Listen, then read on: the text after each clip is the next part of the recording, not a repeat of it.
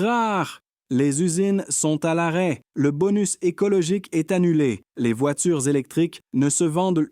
Non, des milliers d'ouvriers renvoyés chez eux. Des parkings entiers qui débordent de DS3 et d'Opel Mokka invendus. Stellantis capitule. Ils ont annulé leur projet phare, le Ram 1500 Révolution. Vous pensez que l'Electric Gate est terminé, que les bureaucrates de Bruxelles et les Chinois ont gagné? Et si je vous disais que tout ça, c'est du spectacle, que Carlos Tavares ne s'est pas rendu, mais qu'il vient de rouler le monde entier dans la farine? Pendant que tout le monde regardait les usines fermées en Europe, Stellantis préparait le plus grand coup de Jarnac de l'histoire. Il n'a pas réussi à battre les Chinois, alors il les a achetés. On vous a montré la capitulation. Moi, je vais vous montrer le plan B, le cheval de Troie qui est déjà entré en Europe. Vous n'allez pas croire ce qui se passe maintenant. Vous vous souvenez de Poissy? 15 jours d'arrêt. L'usine qui fabrique les DS3 et les Mokka électriques à l'arrêt complet pour ajuster les stocks. Vous savez ce que ça veut dire en langage industriel, ajuster les stocks? Ça veut dire on n'arrive plus à les vendre. Les parkings débordent. Stop, on arrête tout. Et le Ram 1500 Révolution, le pick-up 100% électrique qui devait écraser Ford et son F-150 Lightning, annulé, purement et simplement. Remplacé par le Ramcharger. Et c'est quoi le Ramcharger? C'est un EREV. En clair, c'est un V6 essence qui sert de générateur pour recharger la batterie. C'est l'aveu que le 100% électrique, sur ce segment, c'est une impasse. Bref, le tableau est catastrophique. L'action Stellantis aurait dû s'effondrer. Les syndicats hurlent à la trahison. Les politiques parlent de fiasco industriel.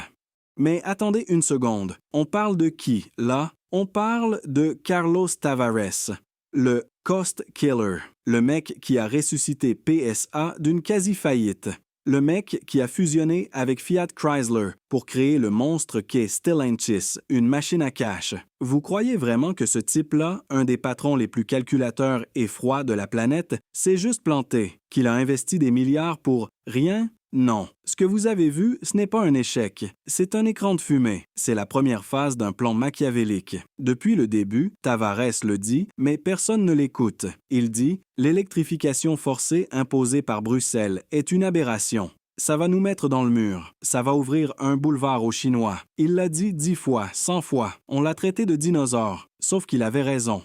Et il a préparé son coup en 2 temps. Premier temps, le bras de fer avec Bruxelles. Vous vous souvenez de la fameuse norme Euro 7? L'horreur absolue, une norme pondue par des bureaucrates déconnectés, qui allait obliger les constructeurs à mettre des systèmes de dépollution tellement chers que ça aurait tué les petites voitures. Une Peugeot 208 ou une Citroën C3 thermique, ça n'existerait plus. Ou alors, il aurait fallu mettre 30 000 balles sur la table. Tavares a été le premier à monter au créneau. Il a dit « C'est de la folie, c'est inapplicable. On ne le fera pas. » Il a menacé de fermer des usines. Il a gelé des projets. Et il n'était pas seul.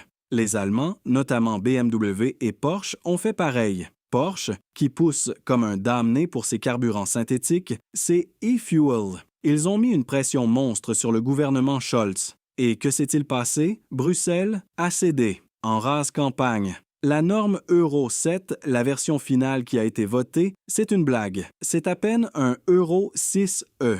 C'est l'Euro 6 avec un nouveau badge. Tavares a gagné. Il a obtenu un sursis pour ses moteurs thermiques, y compris son fameux 1,2 PureTech qui, soit dit en passant, continue de faire des ravages. Mais c'est un autre sujet. Mieux, les Allemands ont réussi à glisser cette fameuse clause de revoyure pour 2026 sur les e-fuels. En clair, l'interdiction du thermique en 2035 n'est plus du tout certaine. Si les carburants synthétiques sont validés, on pourra continuer à vendre des bagnoles avec un pot d'échappement. Premier round. Tavares 1, Bruxelles 0. Il a sauvé son business thermique et hybride, là où il fait de la marge. Mais ça, c'était juste l'apéritif, car pendant que tout le monde, journalistes, politiques, syndicats, regardait ce combat de boxe à Bruxelles, Tavares, lui, était déjà dans l'avion. Direction, la Chine. Et là, on arrive au deuxième temps du plan. Le coup de génie, le cheval de Troie. Tavares voit bien le marché. Il voit la MG4 qui débarque et qui fait un carton absolu. Il voit BYD qui arrive avec sa Seal, son Atto 3, des voitures technologiquement très avancées, avec leur propre batterie et surtout vendues à des prix que lui ne peut pas atteindre. Sa Peugeot E208, une bonne voiture, mais elle commence à 35 000 €, hors bonus. La nouvelle Citroën EC3, bien joué, 23 300 €. Mais ça reste une citadine d'entrée de gamme, fabriquée en Slovaquie sur une plateforme low cost. Lui, il a besoin d'une gamme complète. Il a besoin de technologie. Et il sait qu'en Europe, avec nos coûts de main-d'œuvre, nos normes, nos syndicats, il ne pourra jamais produire une voiture électrique rentable au même prix que les Chinois. C'est impossible. Alors, que fait le cost killer? Si tu ne peux pas les battre, rejoins-les. Non. Si tu ne peux pas les battre, achète-les. Octobre 2023. Stellantis signe un chèque de 1,5 milliard d'euros. Pourquoi faire? Pour racheter 21% d'une start-up chinoise dont personne n'a jamais entendu parler, Leapmotor. Sur le coup, les analystes n'ont pas compris. Encore un qui va se faire plumer par les Chinois. Mais le diable, chez Tavares, est toujours dans les détails du contrat. Ce n'est pas juste un investissement financier. Stellantis et Leapmotor créent une coentreprise, une joint venture, comme on dit. Elle s'appelle Leapmotor International. Et devinez qui contrôle cette JV, qui possède 51% des parts et donc qui est le patron. C'est Stellantis. Et quel est le but de cette JPOH? Stellantis obtient les droits exclusifs de fabrication, d'exportation et de vente de tous les véhicules Leapmotor, en dehors de la Chine. Vous commencez à voir le tableau? Tavares vient de s'offrir, pour une bouchée de pain, un catalogue complet de véhicules électriques modernes, conçus en Chine, à des coûts nés chinois. La petite Leapmotor T03, la concurrente directe de la Dacia Spring, la C-Dix, un SUV familial qui va venir chasser sur les terres du modèle IG et du Scénic E-Tech, et tout ça sans avoir dépensé 1 centime en R&D. Et le plan se déroule maintenant. Les ventes de Leapmotor par Stellantis ont déjà commencé. En France, en Italie, en Allemagne, en Espagne, 9 pays européens pour commencer. Et le coup de génie, le voilà. Bruxelles, dans sa grande sagesse, prépare des taxes anti-dumping contre les voitures électriques chinoises.